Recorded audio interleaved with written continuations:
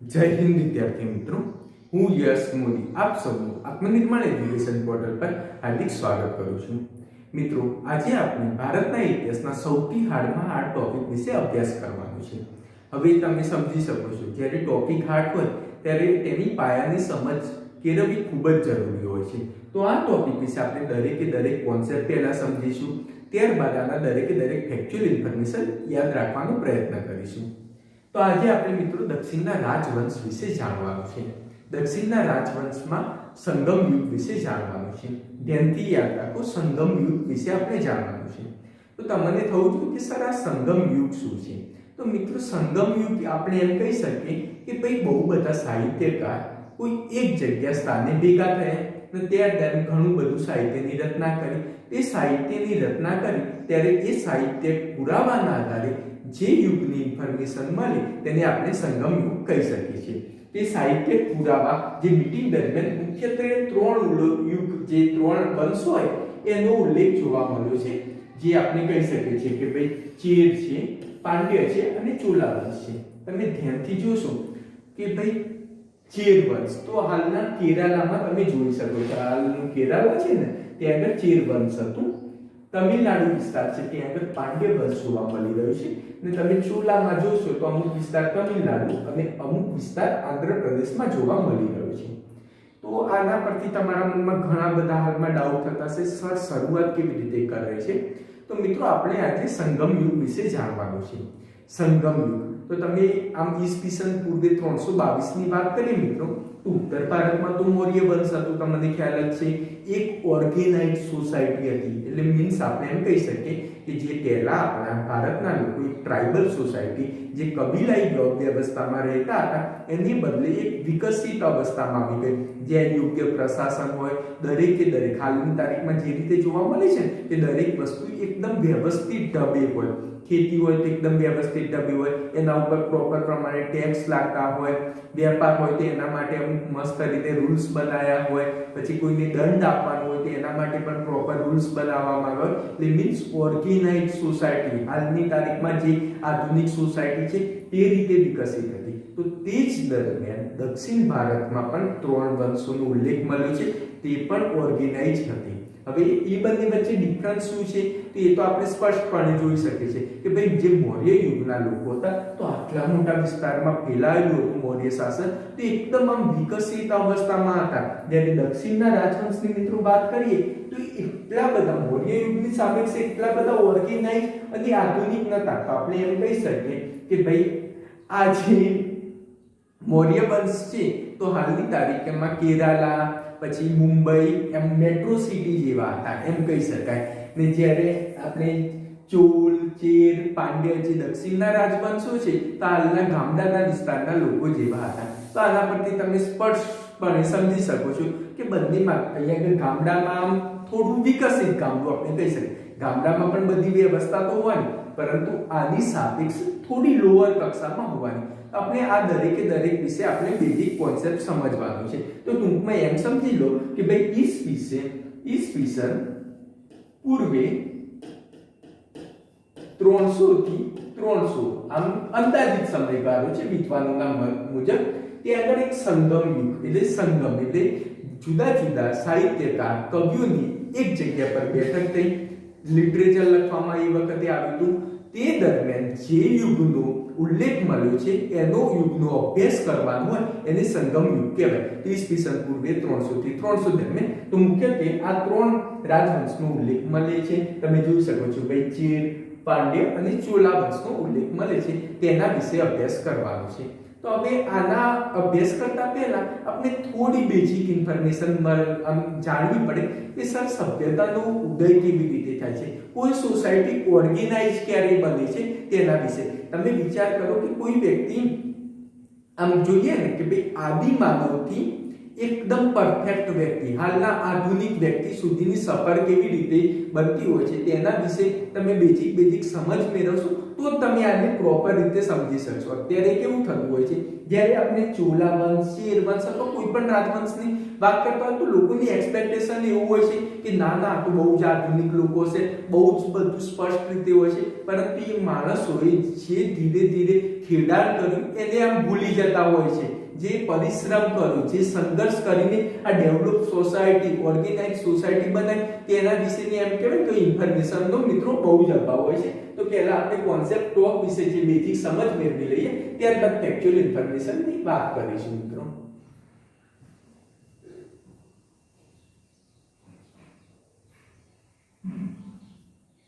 Okay, તો આજે આપણે મિત્રો એ શીખવાનું છે કે ભાઈ દક્ષિણના જે રાજવંશ હતા એ ઓર્ગેનાઇઝ સોસાયટી, એક પ્રોપર રાજવંશમાં કેવી રીતે પરિવર્તિત થયા. તમે મિત્રો મહાપાષાણ, દક્ષિણ ભારતના રાજવંશનો ઉલ્લેખ થાય, દક્ષિણ ભારતના ઇતિહાસનો ઉલ્લેખ થાય તો પહેલા તમે નોટ ડાઉન કરજો મહાપાષાણ વંશની થાય. આપણને ઈસવીસન પૂર્વે 1000 વર્ષ પહેલા મહાપાષાણ યુગના પુરાવા મળ્યા છે. મીન્સ મહાપાષાણ યુગ એટલે શું કે ભાઈ કબરના પુરાવા મળ્યા છે જે બહુ જ મોટા પથ્થરમાંથી બનાવવામાં આવેલી છે. પથ્થરથી એમ કહેવાય ને કે ભાઈ આમ ધારો કે તમે કબર જોઈ શકો છો તે બહુ જ મોટા પથ્થરથી ઢાંકવામાં આવ્યું હોય એટલા માટે એને મહાપાષાણ વંશ કહેવામાં આવે છે. દક્ષિણ ભારતના જેટલા બી વિસ્તારને આમ કહેવાય ને કે ભાઈ પહેલાના સમયની જે માહિતી મળી તે મહાપાષાણ વંશના જે કબરોમાં જે પુરાવા મળ્યા એના આધારે મળી. મીન્સ કેવી રીતે તમને સમજાવું કે ભાઈ કબર છે તો હવે કબરની અંદર તમે જોઈ શકો કે ભાઈ એ વખતે એવું નતું કે માણસને એકલા કોઈ માણસને જ કબરમાં દાટી દેવામાં આવે.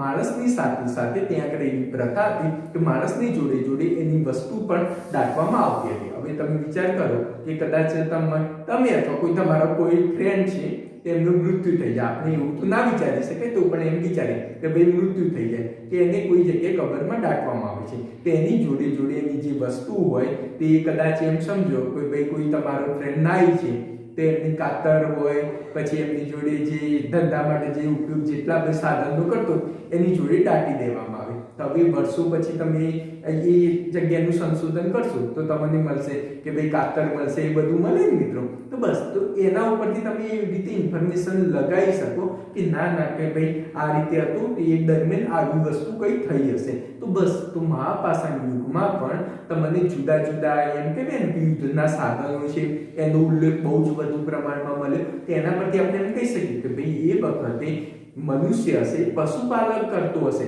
જો ખેતીના સાધનો જો એ ખેતી કરતો હોય તેને ખેતીના સાધનો વધુ મળ્યા હોત ને, પરંતુ મહાપાષાણ યુગ દરમિયાન યુદ્ધના સાધનો મેક્સિમમ મળ્યા હતા. તેના પ્રમાણે આપણે એમ એક તથ્ય લગાવી શકીએ ઇતિહાસકાર કે ના એ વખતે ખેતી આ જગ્યા પર એટલા પ્રમાણમાં નહીં થતી હોય. મુખ્યત્વે એ લોકો પશુપાલન ઉપર ડિપેન્ડેડ હશે. ઈસવીસન પૂર્વે 1000 વર્ષની વાત છે. તો પછી એમને પ્રશ્ન થાય કે ઈસવીસન પૂર્વે 1000 સુધી તો આપણે એમ કહીએ છીએ મહાપાષાણ યુગના પુરાવા આપણે લીધા તેના પરથી મેક્સિમમ આપણને જેટલા પણ પુરાવા મળે તો યુદ્ધમાં લડવાના સાક્ષ્ય જે એમ સાબિત કરે છે કે મેક્સિમમ પશુપાલક હશે. તો પછી ઈસવીસન 300 ની વાત છે તે દરમિયાન ચોલ, ચેર, પાંડ્ય તો ઓર્ગેનાઇઝ સોસાયટી કેવી રીતના આટલી ઝડપી બની ગઈ. તમે વિચાર કરો કે 700 વર્ષનો જે વિકાસના તબક્કા દરમિયાન એક ટાઈમે મનુષ્ય ભટકતો હતો, ઉપર પહાડીઓમાં ફરતો હતો, કોઈ એનું એક પ્લેસ પણ ફિક્સ નહોતું. 700 વર્ષમાં જ કેવી રીતે આ સંભવ બન્યું તેના વિશેનો ઇતિહાસ એટલે સંગમ યુગકાલીનનો ઇતિહાસ જાણવાનો છે. તો એ માટે આપણે બેઝિક કોન્સેપ્ટ સમજવા પડે કે ભાઈ કોઈ પણ વસ્તુ કોઈ પણ જગ્યાએ ઓર્ગેનાઇઝ સોસાયટી બનવા માટે એક વ્યવસ્થિત ઢબે સોસાયટી બનાવવા માટે આપણે એમ કે લોખંડની શોધ પણ એટલી જરૂરી છે અને ખેતી, આ બે બેઝિક ફેક્ટર છે. તો આપણે એમ વિચારી લઈએ કે ભાઈ એ દક્ષિણ ભારતના જ ઉદાહરણ આપીને સમજાવું કે દક્ષિણ ભારતનું રાજ તે વખત મહાપાષાણ યુગ હશે. તો મહાપાષાણ યુગ હશે તો આપણે એ રીતે ગેસ કરી શકીએ કે ભાઈ પશુપાલન કરતા હશે તેના કારણે ભટકતો હશે, એને ખોરાક માટે ભૂખ લાગતી હશે ત્યારે ફરો ઉપર ડિપેન્ડેડ હશે. દક્ષિણ ભારતની જે રીતે આપણે ભૌગોલિક પરિસ્થિતિ જોઈએ છે તે વખતે આપણે જોઈ શકીએ ભાઈ ત્યાં આગળ મેક્સિમમ વૃક્ષો, ઘટાદાર વૃક્ષો એ બધું હશે. તેના કારણે એમ કહી શકાય કે ભાઈ એ બચવા માટે, પ્રાણીઓથી બચવા માટે એ પહાડી પર વિસ્તારમાં રહેતો હશે મહાપાષાણ યુગ દરમિયાન. એના કારણે સેફ રહી શકાય. ધીરે ધીરે એને લોખંડની શોધ કરી હશે. હવે લોખંડની શોધ કર્યા પછી એમને થયું હશે કે આપણે આ બધું ભટકતું જીવન ક્યાં સુધી આવું સહન કરવાનું, ભટકતું જીવન, પશુને લઈને ફરવાનું, બીતા રહેવાનું. આપણે પણ એક સ્પષ્ટ રીતે પોતાની સોસાયટી બનાવીએ એવું વિચાર આવ્યો છે.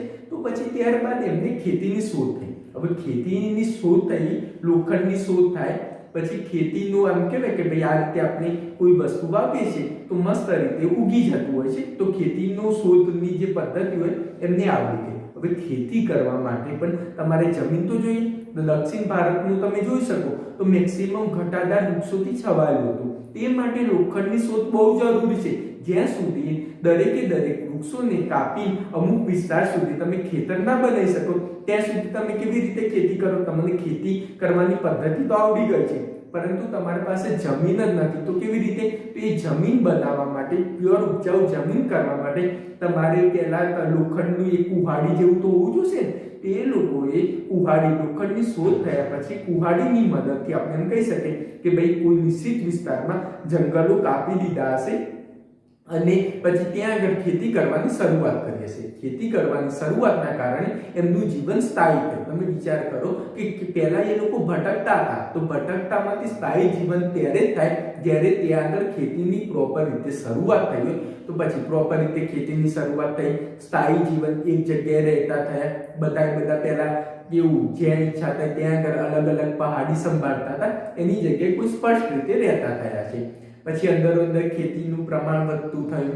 ખેતી દરેકને જેટલા જોઈતા પ્રમાણમાં ખાવાનું હોય એટલું પ્રાપ્ત થઈ. એના કરતાં પણ વધારે ખેતી એવું ઊભી થઈ. તો એના માટે પછી ધીરે ધીરે ઉદ્યોગની સ્થાપના થઈ હશે, વધારે ડેવલપમેન્ટ થયું હશે, ઉદ્યોગની સ્થાપના થઈ હશે ધીરે ધીરે. તો જે અનાજ સાચવવા માટે પણ એ લોકોએ આપણે જેમ ગોડાઉન તેની સ્થાપના બનાવી હશે. રહેવા માટે ધીરે ધીરે કાચાઈ માટીના ઈંટો પહેલા ઝૂંપડા બનાવીને રહેતા હશે. પછી એ લોકોને ધીરે ધીરે આમ કહેવાય કે સમજ ટેકનોલોજીનો વિકાસ થયો એમ ધીરે ધીરે કાચી ઈંટ, પછી પાકી ઈંટના મકાનો તે રીતે ડેવલપ કરતા હશે. પછી ધીરે ધીરે એક સમાજમાં પરિવર્તન થયું હશે. પછી કબીલા ટાઈપમાં રહેતા હશે તો ધીરે ધીરે એક સ્પષ્ટપણે રાજાનું બનાવતા હશે. પછી એના દ્વારા એક આખી ઓર્ગેનાઇઝ સોસાયટી બનાવતા હશે. ધીરે ધીરે જે આ વિદેશના લોકો જોડે છે એનો સંપર્ક સાધવાનો પ્રયત્ન કર્યો છે. વિદેશમાં એકબીજા જોડે વેપાર કરવાની શરૂઆત કરી હશે. તો આ રીતે ટ્રાઇબલ સોસાયટીમાંથી ઓર્ગેનાઇઝ સોસાયટી બની હતી. તો બસ જે ચોલ પાંડ્ય વંશમાં આપણે એ જ જોવાનું છે કે ભાઈ એ દરમિયાન દરેક રાજવંશ દરમિયાન એ કયા ઉદ્યોગ માટે ફેમસ હતું, ત્યાં આગળ વેપાર ગતિવિધિ કેવી રીતે ચાલતી હતી, સામાજિક ગતિવિધિ શું હતી, તેમાં કેવા વંશના લોકો રહેતા હતા. ને તમે મિત્રો વિચાર કરો કે તમે ગામડું તમારું નો ડાઉટ આપણે તમારી થોડું બેકવર્ડ એરિયા છે, પરંતુ જે એકદમ આગળ પડતું છે, જે મૌર્ય યુગની વાત કરીએ તો એ લોકો બહુ ડેવલપ સોસાયટી છે, તેના લોકો પણ બેકવર્ડ વિસ્તારમાં તો આવશે તો ખરા. પછી એમને બી થશે કે ના અહીંયા આગળ તો સંસાધનો તો ખૂબ જ વધુ છે, તો આપણે સંસાધનનો ઉપયોગ બી કરીએ અને આપણને થોડું ઘણું આપણને પણ બેનિફિટ કરીએ અને આ લોકોને પણ આપણી જે ઓર્ગેનાઇઝ સોસાયટી છે, આપણામાં જે સારી ખાસિયત છે એ આ લોકોને પણ આપણે સમજાવીએ. તો એ રીતે સમજાવવા માટે અગસ્ત્ય મુનિ દક્ષિણ ભારતમાં આવ્યા અને દક્ષિણ ભારતના લોકો હોય તેમને જે ઉત્તર ભારતમાં કેવી રીતે ઓર્ગેનાઇઝ સોસાયટી છે, કેવી રીતે ત્યાં આગળ સિસ્ટમ છે એ પણ એને સમજાવ્યું. અને સંગમ યુગ દરમિયાન જુદી જુદી જગ્યાના વિસ્તારોની સારી બાબતો વિશે પણ ખૂબ જ સારી એવી જાણકારી પ્રાપ્ત થઈ. તો અગસ્ત્ય મુનિનો પણ દક્ષિણ ભારતમાં ઓર્ગેનાઇઝ સોસાયટી બનાવવામાં ખૂબ જ અગત્યનો ફાળો છે. તે દરમિયાન અલગ રાજવંશો થઈ ગયા, એની આપણે બેઝિક ઇન્ફોર્મેશન મેળવવાની છે. એ દરમિયાન એનું પ્રતીક શું હતું, એ દરમિયાન કયા સેક્ટરમાં એ લોકો મેક્સિમમ ફાળો આપતા હતા, વિદેશમાં એ લોકોનું વિદેશમાં વેપાર ચાલતો હતો કે નહીં, એના વિશે બેઝિક ઇન્ફોર્મેશન મેળવીશું એટલે વાત પૂરી થઈ ગઈ. એટલે આના પરથી એક થઈ ગયું કે આપણે દક્ષિણના રાજવંશો જે ચોલ છે અને પાંડ્ય વિશે ઇન્ફોર્મેશન મેળવવાની છે. તેમના એમ કહી શકીએ એકદમ અત્યંત આધુનિક તો નહીં હોય, પણ એની જોડે બેઝિક હશે સ્ટ્રક્ચર, તેના વિશે આપણે માહિતી પ્રાપ્ત કરવાની છે.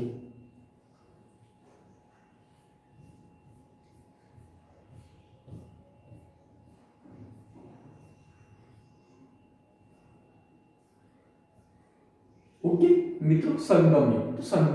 તો સંગમ યુગ તો મેં જણાવ્યું કે સંગમ એટલે કોઈ જગ્યાએ કોઈ નદીનું સંગમ એવો શબ્દ સંભળાતો હોય છે.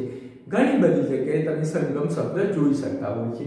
તો સંગમ યુગમાં જે કવિ, લેખકો, સાહિત્યકારનો કોઈ એક જગ્યાએ સંગમ થયો હશે ને સાહિત્યની રચના થઈ હશે, એમાં જે વંશ વિશે ઇન્ફોર્મેશન મળી એને આપણે સંગમ યુગ તરીકે ગણતા હોઈએ છીએ. એમાં મુખ્યત્વે પાંડ્ય, ચોલ અને ચેર વંશની ઇન્ફોર્મેશન પ્રાપ્ત થઈ હતી.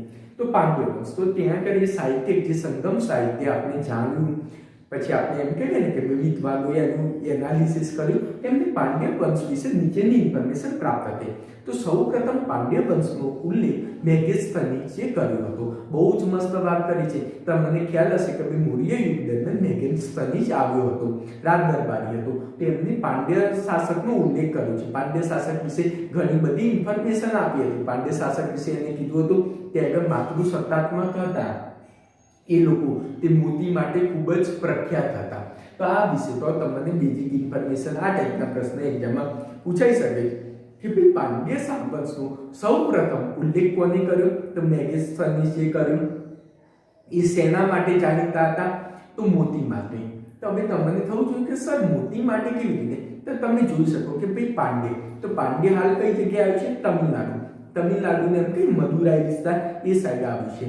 તો પાંડ્યનું જે પ્રતીક હતું એ માછલી હતું. મિત્રો ધ્યાનથી યાદ રાખજો કે પાંડ્યનું પ્રતીક માછલી હતું. તો તમે કેમ કહો ભાઈ દરિયાકાંઠે મોતી તો મળવાની જ છે, તે એટલા માટે મોતી માટે ખૂબ જ પ્રખ્યાત હતું. અને જ્યારે તમારે મોતી બહુ જ સારા એવા પ્રમાણમાં મળશે તો તમારી વેલ્યુ ઓટોમેટિક વધી જશે કે ના ના કોઈ એમ કહેશે અગત્ય મુનિ ગયા હશે, પછી હશે ઇન્ફોર્મેશન મળી હશે કે નાના પાંડ્ય શાસક જોડે બહુ જ મસ્ત મોતી મળે છે. પછી રોમન લોકોએ પણ એની જોડે વેપાર કરતો કે આ જગ્યાએ મોતી માટે બહુ જ ફેમસ છે, તેના માટે એમને પણ લાલચ ના આપણે મોતીનો વેપાર કરવો જોઈએ. તો જે પાંડ્ય શાસવંશના લોકો છે એ મોતી ખૂબ જ મોટા પ્રમાણમાં નિકાસ કરતા હતા. કદાચ પૂછાય કે ભાઈ પાંડ્ય શાસન દરમિયાન મુખ્યત્વે જે વેપાર શેના રિલેટેડ થતો હતો? તે મોતી રિલેટેડ બહુ જ કરતા હતા વેપાર. પછી હેરાક્લિસની પુત્રીનું શાસન, આ પણ બહુ જ મસ્ત વાત છે. તો આપણે એમ કહીએ કે ભાઈ મહિલાઓનું આમ સશક્તિકરણ પાંડ્ય યુગ દરમિયાન જોવા મળતું હતું. તો આ ટાઈપના પ્રશ્ન તે વખતે આપણે એવું લખી શકીએ કે ભાઈ પાંડ્ય યુગ દરમિયાન હેરાક્લિસની જે પુત્રી હતી એનું શાસન કરતી હતી. તેના પરથી કહી શકીએ કે ભાઈ રાજા તરીકે પણ મહિલા બની શકે છે. એવું નહીં કે રાજા તરીકે, પીએમ તરીકે માત્ર ને માત્ર પુરુષ હોય. આના પરથી એમ કહી ભાઈ મહિલાની સ્થિતિ દક્ષિણના રાજવંશો દરમિયાન સારી એવી હતી. પછી તેની રાજધાની મદુરાઈ હતી. મુખ્યત્વે મિત્રો કેવા પ્રશ્ન પૂછાતા હોય છે? અત્યાર સુધીનો ટ્રેન્ડ છે દક્ષિણના રાજવંશોમાં એ લોકો ક્યારેય ડિટેલમાં નથી જતા, કેમ કે પરંતુ મને અમુક વખત એવું થતું હોય છે તો પણ સ્ટુડન્ટો હોય છે એની બેઝિક ઇન્ફોર્મેશન બી નથી ખ્યાલ. હું ગેરંટી મારું છું અત્યારે તમે ગમે તેટલું વાંચતા હશો 99% સ્ટુડન્ટને નહીં ખબર હોય કે ભાઈ પાંડ્યની રાજધાની કઈ છે, મદુરાઈ વંશ, એનું પ્રતીક શું છે? માછલી. એ લોકો કઈ નથી જતા, એ શેનો વેપાર કરે છે? મોતીનું. આના બારે એ લોકો એટલા બધા ડિટેલ્સમાં નથી જતા. આટલી બેઝિક ઇન્ફોર્મેશન યાદ રાખી શકો તમે. પછી તમે રોમન સામ્રાજ્યના ઓગસ્ટસ સાથે તે વેપાર કરતા હતા. તો આ મોસ્ટ આઈએમપી પ્રશ્ન છે કે ભાઈ જે પાંડ્ય વંશ છે એ જે રોમન સામ્રાજ્ય જોડે એમનો વેપાર ચાલતો હતો, તે રોમન સામ્રાજ્યના કયા રાજા જોડે વેપાર ચાલતો હતો? તો ઓગસ્ટસ જોડે વેપાર ચાલતો હતો. તે જ રીતે નેડિયોને, આ બહુ જ ફેમસ રાજા છે પાંડ્ય વંશનું નેડિયોને, તો તે સમુદ્ર પૂજાની પ્રથા શરૂઆત કરી હતી. નેડિયોને સમુદ્ર પૂજાની પ્રથા કરી હતી. તો આના માટે એક સ્ટોરી છે કે ભાઈ નેડિયો, તો એ દરમિયાન ઘણી બધી વખતે આપણે એમ કહીએ કે ભાઈ બહુ જ મોટા પ્રમાણમાં પૂર, એ બધી ઘટના, સુનામી જેવી ઘટના આવતી હતી. તેના કારણે પાંડ્ય રાજવંશના જે નેડિયોને છે, નેડિયો આપણે નોડિયો કરીને બી યાદ રાખી શકીએ છીએ, તેને બહુ જ બીક લાગતી હતી કે ભાઈ આ સમુદ્ર દેવ તમે આ રીતે સુનામી એ રીતે આવશો તો મેં આટલી મસ્ત રીતે મારું આખું શાસન, આખું એમ્પાયર ઊભું કર્યું છે, તો તમે એક જ દિવસમાં બહુ જ મોટા પ્રમાણમાં પૂર આવે, સુનામી જેવી ઘટના થાય, એક જ દિવસમાં રાજવંશનો નાશ થવાની સંભાવના હતી. ત્યારે કાયમી એમ કહીએ ને કે ભાઈ વિશ્વાસહીનતાથી એ પીડાઈ રહ્યો હતો. તે એટલા માટે પછી એને કીધું સમુદ્ર દેવની પૂજા કરવાની, એની પ્રથાની શરૂઆત કરી કે જેટલા બી આપણા પાંડ્ય વંશના રાજા છે એ સમુદ્રની પૂજા કરો. તો આમ પૂછાય કે ભાઈ સમુદ્ર પૂજાની પદ્ધતિ ક્યાંથી શરૂઆત થઈ? તો નેડ્યુને લાવ્યા હતા. કદાચ આપણને પૂછાય કે આપણે આપણા ઇતિહાસથી શું શીખ લઈ શકીએ છીએ? તો સમુદ્રની પૂજા કરવાની, તો એ પણ એક પ્રકૃતિ છે. તો પ્રકૃતિની પૂજા કરતા હાલ આપણે શીખ્યા છે. તો આ જે આપણા પ્રાચીન ઇતિહાસ છે, તમે વિચાર કરો કે ઈસવીસન પૂર્વે 300 આજથી પણ 2400 વર્ષ પહેલા આપણને આ શીખ મળી છે. ભાઈ પ્રકૃતિ તત્વોની પૂજા કરવી જોઈએ. તો હાલના તબક્કે કદાચ ઘણા બધા ઇતિહાસમાં એવા પ્રશ્ન પૂછતા હોય છે, તમે પ્રાચીન ઇતિહાસથી તમે કદાચ દક્ષિણના રાજવંશોથી હાલના સંદર્ભે તમારે શું શીખ લેવી જોઈએ? તો દક્ષિણના રાજવંશો સમુદ્રની પૂજા કરતા હતા, મીન્સ પ્રકૃતિની પૂજા કરતા હતા. તો આજે તો આપણે પ્રકૃતિને ઠેર ઠેર વિનાશ કરી રહ્યા છીએ. તો એ વિનાશ નહીં કરવાનો, આપણે પ્રકૃતિ આના જોડેથી નેડિયર જોડેથી આપણે એમ શીખ લઈ શકીએ છીએ કે આપણે સમુદ્રના દરેકે દરેક આપણે પ્રકૃતિના દરેકે દરેક તત્વની પૂજા કરવી જોઈએ. પછી આ મુદુકુંડમી રાજા હતો. આ મુદુકુંડમી નામ જ આમ તમે સાંભળશો તો તમને ખ્યાલ આવી જશે કે ભાઈ કાલે કોઈ કુંડ બનાવ્યો છે. મુદુકુંડમી નામ કેવું છે? મુદુકુંડમી. તેમાં કોઈ કુંડ બનાવ્યો છે. તો શું કયો કુંડ બનાવ્યો છે? તો યજ્ઞ કુંડનું નિર્માણ કરવું છે. તો કદાચ પૂછાય કે ભાઈ પાંડ્ય રાજવંશના કયા રાજાએ યજ્ઞ કુંડનું નિર્માણ કર્યું? તો મુદુકુંડમી યજ્ઞશાળાનું નિર્માણ કરાવ્યું. પછી નેડુચેલિયન, આ બહુ જ ફેમસ છે. નેડુચેલિયન આ એ જ રાજા હતો. તેના સમયગાળા દરમિયાન એવો ઉલ્લેખ મળ્યો કે ભાઈ રોમન સામ્રાજ્ય જોડે આનો વેપાર હતો, ઓગસ્ટસ જોડે વેપાર હતો. નેડુચેલિયન તાના ઉપરથી એક બહુ જ મસ્ત યાદ રાખવા માટે ટેકનિક છે કે આ જે જેલિયન છે એ જેલમાં, તો એ જેલમાં રોમન સામ્રાજ્યને પૂર્યા, ઓગસ્ટસને પૂરી દીધો. તો એ રીતે નાના માટે બીજી ટેકનિક એ છે કે ઓગસ્ટ મહિનામાં જેલમાં પુરાયો. રોમન સામ્રાજ્યનો રાજા ઓગસ્ટ મહિનામાં જેલમાં પુરાયો. તે રીતે નેડુચેલિયનના સમયે રોમન સમ્રાટ ઓગસ્ટસ સાથે એના સંબંધ હતા. તો મદુરે કાજી ગ્રંથમાં કુશળ વહીવટની ચર્ચા મળી છે.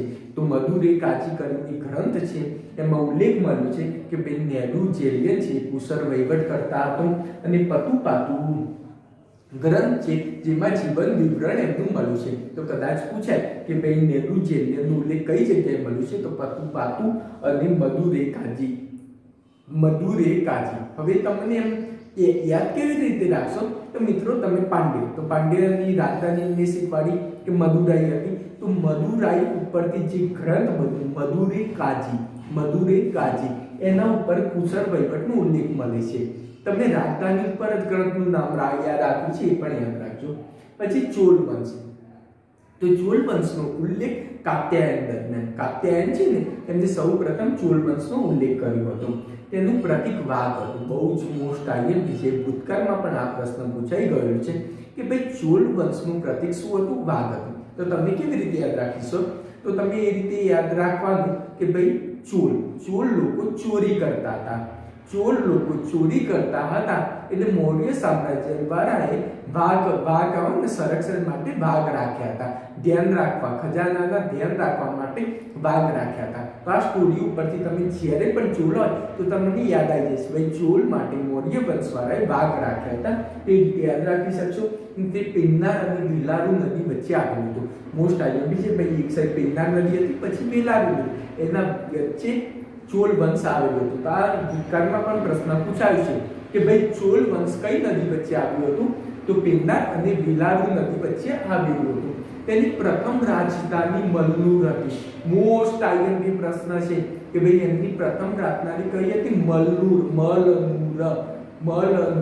જે આગળ નૂર મળે, શાંતિ મળે, તે મલનુર હતી. ને પછી ઉરેયુર અને તંજાવુર હતી. બહુ જ મસ્ત છે કે ભાઈ ચોલ વંશની રાજધાની ઉરેયુર અને તંજાવુર. ઉરેયુર વિશે એમ કહું કે ભાઈ એ વિસ્તાર કપાસ માટે ખૂબ જ ફેમસ હતો.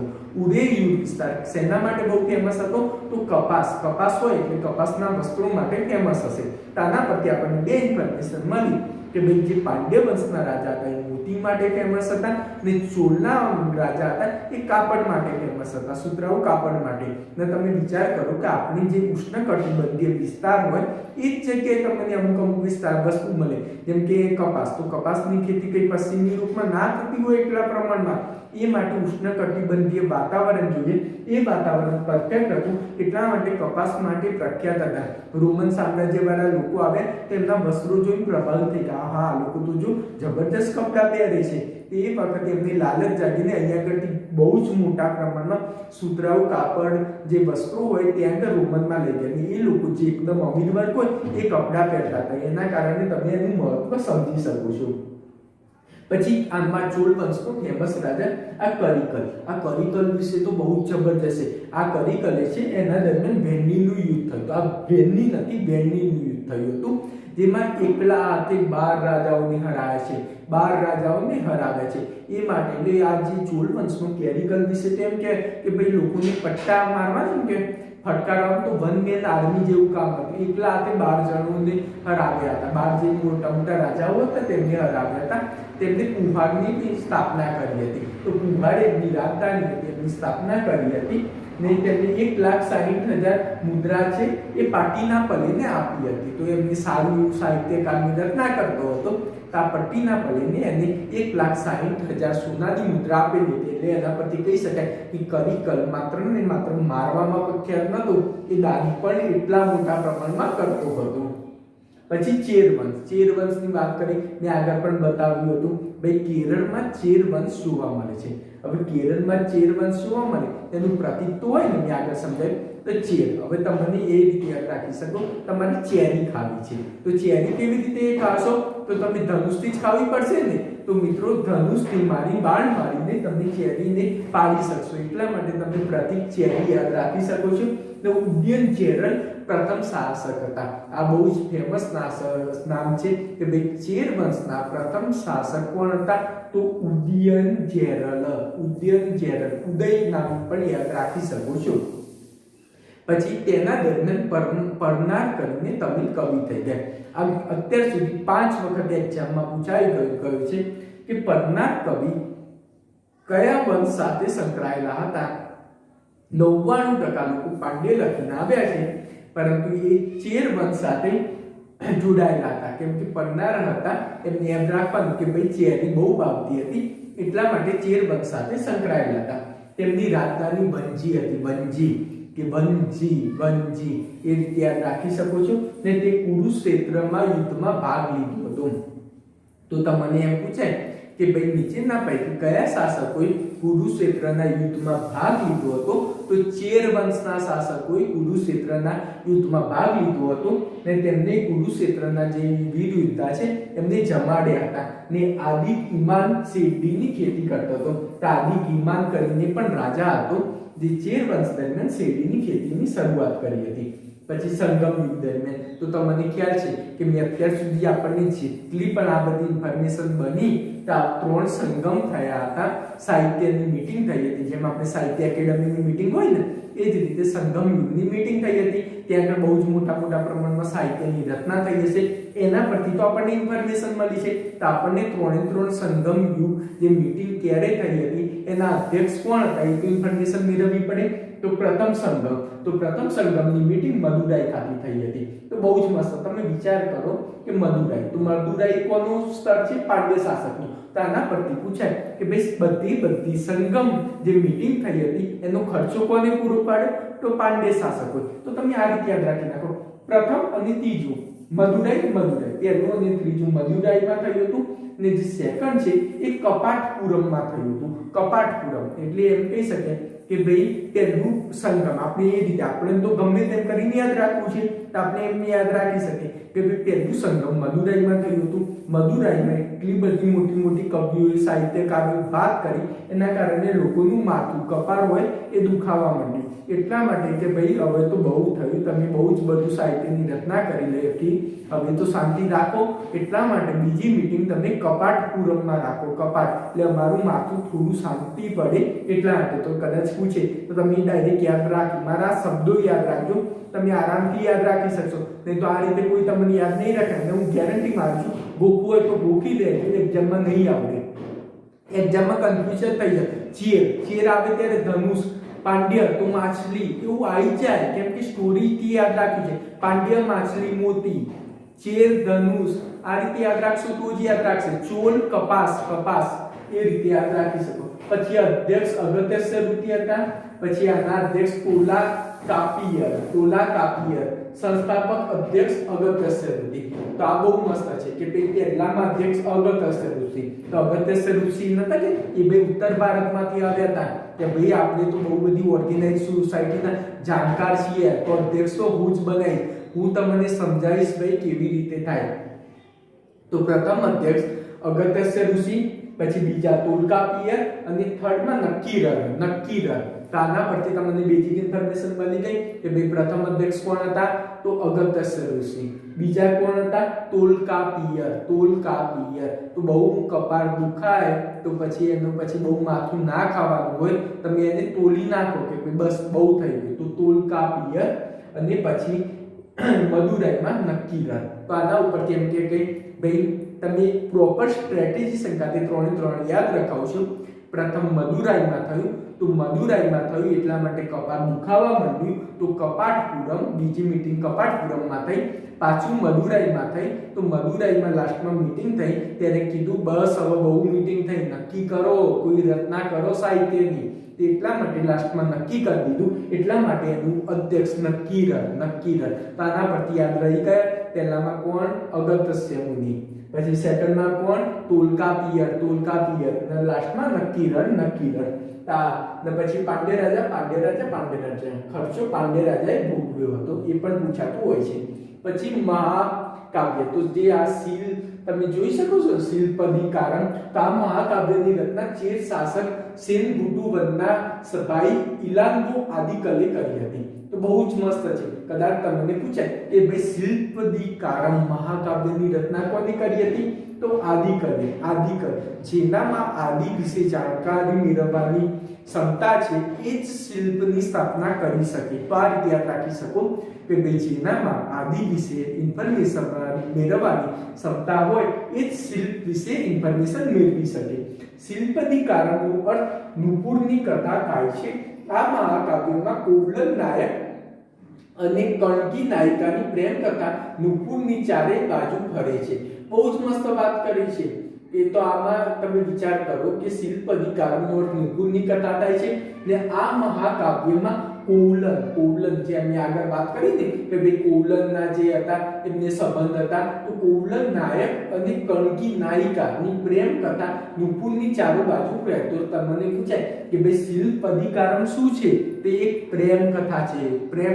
ભૂતકાળમાં પ્રશ્ન પૂછાઈ ગયો છે, લોકોને નતો આવડ્યો, તો તમે એમ યાદ રાખી શકો ભાઈ શું છે કે ભાઈ શિલ્પધિકારમમાં તો કોવલન અને કણકી એની પ્રેમ કથા છે. આ મહાકાવ્યમાં 3 ભાગમાં છે, જેમાં કુહાર કાંડમ, મુદ્રે કાંડમ અને વાંજી કાંડમ. તમે વિચાર કરો કે ભાઈ મુખ્ય મથક ઉપરથી જ કર્યું છે ભાઈ ચોલ રાજ્યનું બધે. તો તમને મેં જણાવ્યું કે ભાઈ ચોલ રાજ્યની એક ટાઈમે મુખ્ય મથક કુહાર હતું, તો કુહાર કાંડમ, મુદ્રે કાંડમ પાંડ્ય શાસકની મુખ્ય મથક મદુરાઈ, અને ચેરનું વાંજી કાંડમ. તેના ઉપરથી વાંજી કાંડમ ચેર રાજ્યનું વર્ણન જોવા મળે છે. તેના પરથી તમે યાદ રાખી શકો છો આ મહાકાવ્ય વિશે. કદાચ એમ પૂછાય કે ભાઈ તમિલના મહાકાવ્ય વિશે ઉલ્લેખ કરો તો તમને એક તો નામ આવડવું જોઈએ, શિલ્પધિકારમ મોસ્ટ આઈડિયલ બી છે, આ તમે યાદ રાખી શકો. પછી અગત્યની શબ્દાવલી પણ બહુ પૂછાતી હોય છે કે ભાઈ આને આમ કહેવાતું હોય, આને તેમ કહેવાતું હોય, એ ટાઈપનું. પરંતુ આના વિશે હું એક વાત કહીશ ને કે આ લોકો પાછળ ધ બહુ લગાવતા હતા. જેમ કે દૂત, તો આ લોકો દૂતને શું કે દૂતાર.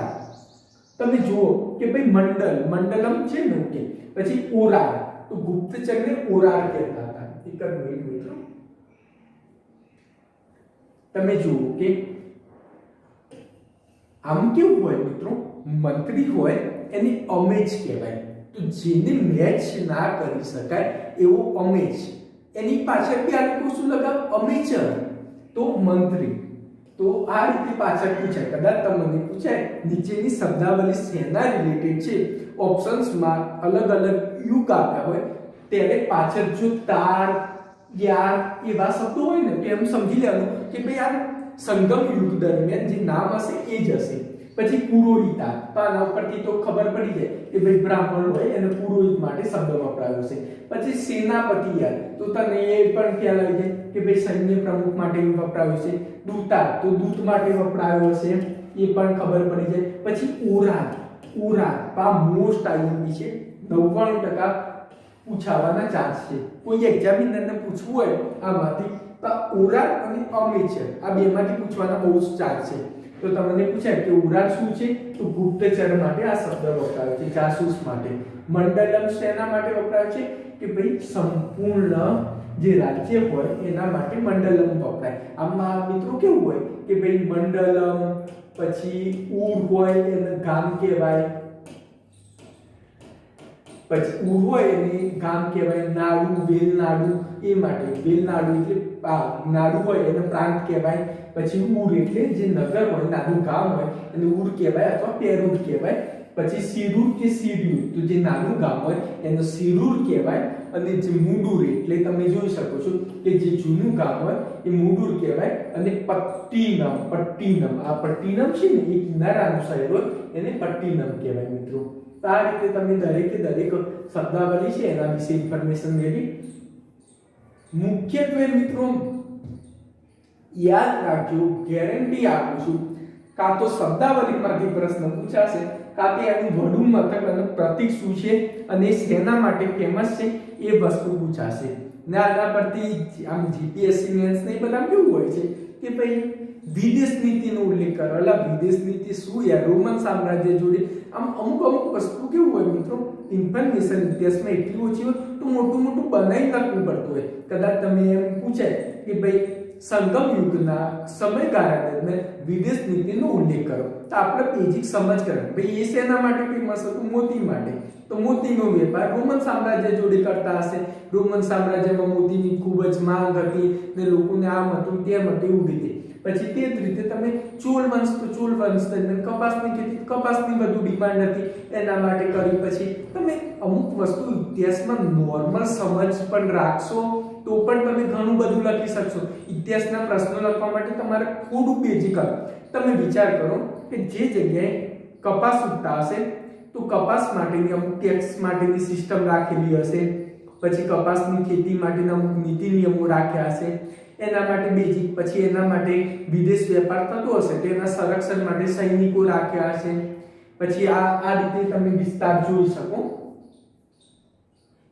ઓકે, આના પરથી તમને એક મસ્ત પ્રશ્ન પૂછાઉં. એક વખતે યુપીએસસી મેન્સમાં એક પ્રશ્ન પૂછાયો હતો કે ભાઈ દક્ષિણ ભારતની સંસ્કૃતિ આજે પણ એના એક અવસ્થામાં જે મૂળ તત્વો છે એ જાળવી રાખવામાં મહત્તમ સફળ રહી છે. આ કથનનું વિશ્લેષણ કરો. આ ટાઈપનો પ્રશ્ન યુપીએસસી મેન્સમાં પૂછાઈ ગયેલો છે કે ભાઈ દક્ષિણ ભારતના રાજવંશો એમની જે સંસ્કૃતિ જાળવવા માટે મહત્વપણે સફળ રહી છે એનો ઉલ્લેખ કરો. તો આના પરથી બહુ જ મસ્ત વાત કરું તમને કે પહેલા આ ટાઈપના પ્રશ્નો તો ઘણા બધા ડરી જાય કે સર આ ચોપડી નથી. એટલે ના જ આપણે ચોપડી વાળાને થોડો આવો વિચાર, થોડી બેઝિક સમજ હોવી જોઈએ. તમે એનું કોઈ પણ જગ્યાની તમે સંસ્કૃતિ જાણો તેની ભૌગોલિક પરિસ્થિતિ જો. ભાઈ આજુબાજુ સમુદ્ર છે, અહીંયા આગળથી કોણ આક્રમણ કરવાનું છે, જેટલા બી આક્રમણ કરશે આક્રમણકારીઓ માટે ખાલી માત્ર ને માત્ર એક જ જગ્યા પછી કાં તો ઉત્તરમાંથી આક્રમણ કરશે અથવા કોઈ શ્રીલંકાના કોઈ રાજવંશ સમુદ્રી માર્ગેથી આ સાઈડના ભાગ ઉપર કદાચ આક્રમણ કરે તો કરે. પાના પરથી તમારે કેટલું બધું સિમ્પલ કામ થઈ ગયું. આટલા ભાગમાં નૌસેના મજબૂત રાખો, બસ નૌસેના મજબૂત રાખી દો, કોઈ આક્રમણ થશે જ નહીં. ઉત્તરના ભાગમાં આટલા વિસ્તાર તમે સારી સંરક્ષણ, મોટી દિવાલો આ ટાઈપનું કંઈ બનાવી નાખો, વાત પૂરી થઈ ગઈ. આક્રમણ થવાની સંભાવના નથી. તમે વિચાર કરો ઉત્તર ભારતના જે વિસ્તાર હતા તો આ રીતે હતા, તો આ સાઈડથી પણ આક્રમણ થાય, આ સાઈડથી પણ, આ સાઈડથી, તો દરેક વિસ્તારથી આક્રમણ થવાની સંભાવના હતી. તો મિત્રો જ્યાં આગળ આક્રમણ થાય, હવે કુશાને આક્રમણ કર્યું, ઘણા બધા કુશાન આવીને રહી ગયા, એમ સમજો કે ભાઈ અત્યારના હાલનું જે હરિયાણા વિસ્તાર છે એ બધા પાણીપત જે કહીએ ત્યાં આગળ રહી ગયા. તે લોકોની પોતાની સંસ્કૃતિ હશે. પછી કાલ ઉઠીને પાછા બીજા આવ્યા, શક આવ્યા, કાલ ઉઠીને પલ્લવ આવ્યા, કાલ ઉઠીને રોમન આવ્યા, આ દરેકે દરેક અહીંયા આગળ આક્રમણ કર્યું, યુદ્ધ કર્યું, કોઈ ટાઈમે કોઈ પ્રદેશ જીત્યો, અંદર વહીવા એમ કહીએ કે ભાઈ મેરેજ થયા, તો અંદર બન્યું જે આ કલ્ચર, તો આ શું બનશે? Composite culture. એટલે આપણી જે સારી લાક્ષણિકતા છે બીજા જોડેથી આપણે મેળવવાની, તો એના કારણે જે ઉત્તર ભારતનું આપણું કલ્ચર છે કમ્પોઝિટ કલ્ચર છે.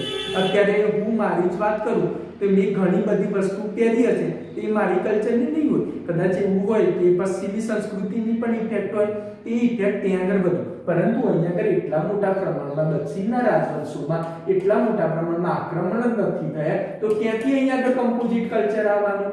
અહીંયા આગળ જે આક્રમણ થયા છે અંદર લડી થતા હતા. ચેર પાંડ્ય જોડે આક્રમણ કરે, ચોર છે ચેર જોડે આક્રમણ કરે, ત્રણ જણો અંદર. કદાચ બહુ મોટી ઘટના બને તો કોઈ ઉત્તર ભારતનું શાસક આ સાઈડ આક્રમણ કરવા આવે, પરંતુ ભૌગોલિક પરિસ્થિતિ જેવી હતી તો ત્યાં આગળ લાંબો સમય સુધી એ લોકો ટકી જ ના શકે.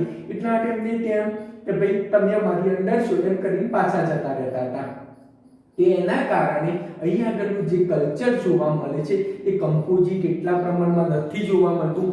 આજે પણ તમે જોશો તો તમે તમિલનાડુ ને બધા મેરેજમાં જોવા જશો તો ત્યાં આગળ એ જ પ્રમાણે વર્ષો જૂની જે રીતિ હતી એ જ પ્રમાણે ત્યાં આગળ મેરેજ થતા છે. તો આનું મુખ્ય કારણ પણ એ જ છે કે ભાઈ ત્યાં આગળ કમ્પ્લીટ કલ્ચર મીન્સ જે એમની મૂળ અવસ્થાનું છે એ મેક્સિમમ પ્રમાણમાં જોવા મળે છે.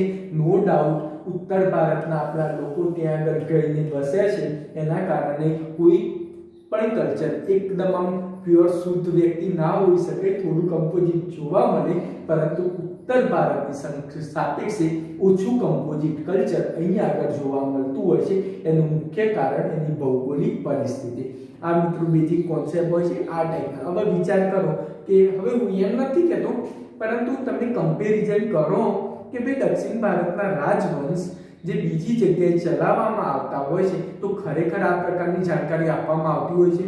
જીપીએસસી ને ખરેખર આ ટાઈપના તમને કોન્સેપ્ટ ખ્યાલ હતા, અને જો આમ તમને લેક્ચર સારો લાગ્યો તો નીચે કોમેન્ટ કરો. અને હજી સુધી આત્મનિર્ભર આપણી એપ્લિકેશન ચાલે છે, એકદમ નજીવા દરે વિવિધ કોર્સ પ્રોવાઈડ કરતું હોય છે, તો એ પણ તમે જો હજી સુધી એ કોર્સ એપ્લિકેશન ડાઉનલોડ ના કર્યું હોય તો ડાઉનલોડ કરો. ને હજી સુધી આત્મનિર્ભર એપ્લિકેશનને જે YouTube જે ચેનલ છે આપણે એને સબસ્ક્રાઇબ ના કર્યું હોય તો સબસ્ક્રાઇબ કરો. આ વિડીયોને મેક્સિમમ શેર કરો. ઓકે, જય હિન્દ, જય ગરવી ગુજરાત.